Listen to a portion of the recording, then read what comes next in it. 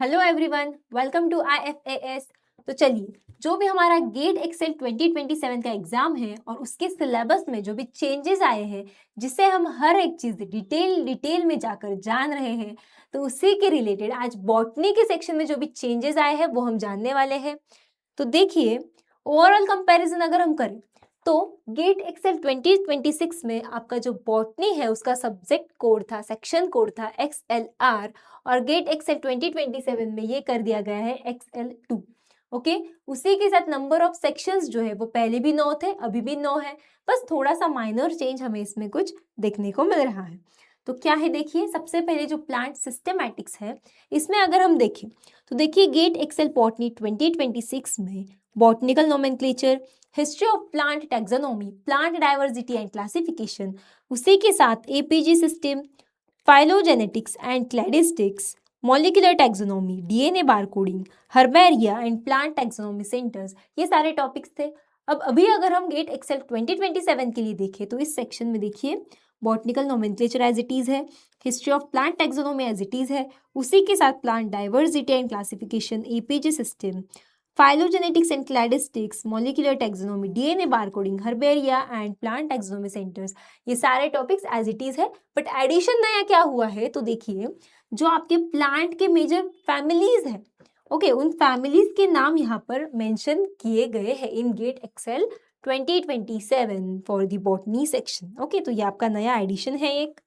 उसी के साथ प्लांट एनाटॉमी एंड डेवलपमेंट के सेक्शन में अगर देखा जाए तो देखिए root, stem, leaf, floral anatomy, meristems and vascular system, xylem, phloem, secondary growth, wood anatomy, plant cell, ये सारी चीजें गेट एक्सेल 2026 में थी और 2027 में भी हमें ये एज इट इज देखने को मिल रही है मैम। और प्लांट डेवलपमेंट में भी अगर हम देखें तो जैसे सिलेबस हमारे 2026 में था वैसे ही 2027 में भी है, ठीक है। तो इसमें ऐसे कोई मेजर चेंज आया ही नहीं है। ओके, तो प्लांट एनाटॉमी एंड डेवलपमेंट का सेक्शन तो हमें एज इट इज रखना है, उसमें हमें कोई चेंज नजर नहीं आया है। फिर प्लांट फिजियोलॉजी एंड बायोकेमिस्ट्री की अगर हम बात करेंगे तो देखिए 2026 में जो टॉपिक्स थे वो सारे टॉपिक्स हमें 2027 में भी देखने को मिल रहे हैं। बस यहाँ पर कुछ टॉपिक्स हमारे ऐड हुए हैं।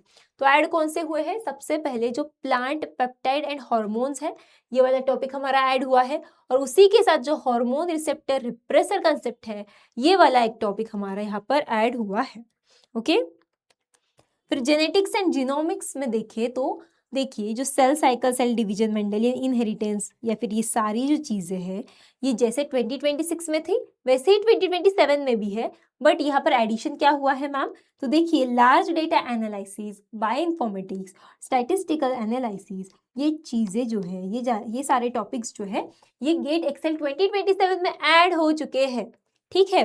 और आगे हम देखेंगे plant breeding, GM and genome editing, तो इस केस में भी देखिए जो सारे टॉपिक्स एक्सेल 2026 में थे वही 2027 में भी है, इसमें भी ऐसा कोई मेजर चेंज हमें देखने को नहीं मिला है। ओके, फिर उसी के साथ जो इकोनॉमिक एंड अप्लाइड बॉटनी है उसमें देखिए उसमें हमें कुछ नए टॉपिक्स देखने को मिल रहे हैं।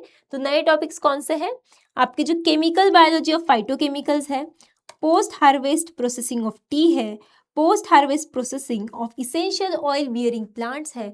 तो ये जो टॉपिक्स है ये हमें नए देखने को मिल रहे हैं मैम इन गेट एक्सेल 2027 आपके बॉटनी के सेक्शन में। ओके, फिर उसी के साथ जो एनवायरमेंटल साइंस है उसे अगर हम देखें तो इसमें कोई ऐसा मेजर चेंज नहीं है, जो सारे टॉपिक्स 2026 में थे वैसे ही मैम हमें 2027 में भी देखने को मिल रहे हैं। ओके, अब की चेंजेस की अगर हम समरी देख ले तो देखिए जो एडिशन हुए हैं, जो नए टॉपिक्स ऐड हुए हैं 2027 में वो कौन से हैं। तो सबसे पहले plant peptide hormones, hormone receptor repressor concept, large data analysis, bioinformatics और स्टैटिस्टिकल एनालिसिस, ये चीज़ें ऐड हुई है हमारे 2027 के सिलेबस में। और बाकी जो कोर टॉपिक्स हैं उनमें ज़्यादा कोई हमें चेंज देखने को नहीं मिला है, ठीक है। तो बॉटनी में ऐसे कोई मेजर चीज नहीं है, बस ये कुछ चीजें हैं जो ऐड हो चुकी है, ठीक है, जिसे आप देख सकते हैं एडिशंस इन 2027। ओके, फिर उसी के साथ अब प्रिपरेशन स्ट्रेटेजी का क्या करें मैम, जैसे मैं हर लेक्चर में बताती हूँ, इस लेक्चर में भी ऑब्वियसली बताऊंगी। तो सबसे पहले सिलेबस को समझ लेना है। समझने के बाद इसके अकॉर्डिंग हमें एक शेड्यूल प्लान करना है। ओके, कौन से टाइम में हम कौन सा टॉपिक कवर करने वाले हैं, कौन सा सेक्शन हमारे लिए ईजी है, कौन सा हार्ड है, अपना अपना एनालिसिस करना है और वाइजली प्लान करना है।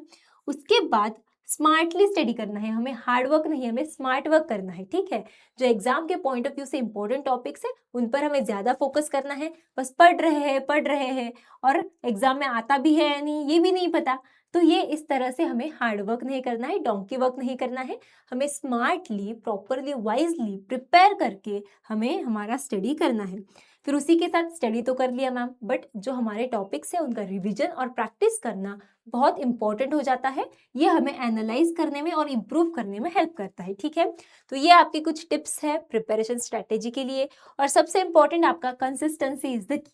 देखिए, आज पढ़ा, 2 दिन में हमने छोड़ दिया, चौथे दिन फिर से हमने थोड़ा सा पढ़ लिया, तो इस तरह से नहीं चलने वाला। हमें कंसिस्टेंटली रोज थोड़ी थोड़ी पढ़ाई चालू रखनी है। Okay, so stay regular, stay motivated and keep revising whatever you all are going through, whatever you guys are reading, that everything you have to revise. Okay, so thank you everyone। और उसी के साथ how to adapt, ये भी रह गया। अरे ma'am ये तो रह गया, ठीक है, तो अडेप्ट कैसे करें 2026 और 2027 के लिए।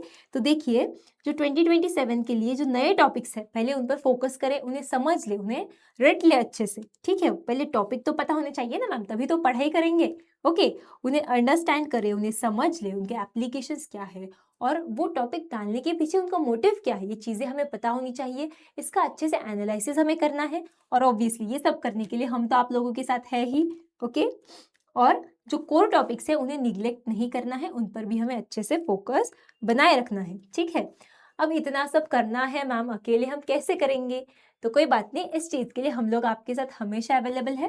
तो देखिए, अगर आप प्रिपरेशन करना चाहते हैं गेट 2027 का लाइफ साइंस के लिए, तो आपके लिए सुदर्शन रिकॉर्डेड बैच है। ओके, ये बैच जो है ये आपका 6 मंथ्स के लिए वैलिड है और इसकी प्राइस जो है मैम ये बस 10,249 इतना अमाउंट है। फिर गेट एक्सेल 2027 बायोटेक्नोलॉजी के लिए जो बच्चे प्रिपेयर करना चाहते हैं और हमारा गाइडेंस चाहते हैं, तो उन बच्चों के लिए भी सेम कोर्स है, यानी कि गेट एक्सेल और गेट बायोटेक्नोलॉजी, ये दोनों बच्चों के लिए अलग अलग सुदर्शन बैचेस है। और इन बैचेस का जो प्राइस है दोनों का भी 10,249 रुपीज़ ही है और इनका वैलिडिटी जो है ये आपका 6 मंथ्स का है। ठीक है, तो आप बायोटेक्नोलॉजी के लिए प्रिपेयर कर रहे हो या फिर गेट एक्सेल के लिए प्रिपेयर कर रहे हो, तो दोनों के लिए भी गाइडेंस हमारे पास अवेलेबल है। ओके, सो टेंशन नहीं लेना है, प्रॉपरली स्टडी करना है, कंसिस्टेंट रहना है और रिवीजन एंड मॉक टेस्ट ये चीज़ें नहीं भूलनी है। ठीक है, सो आज के लिए इतना ही, मिलते हैं नए वीडियो में एक नई जानकारी के साथ। ओके, सो तब तक के लिए thank you everyone and happy learning.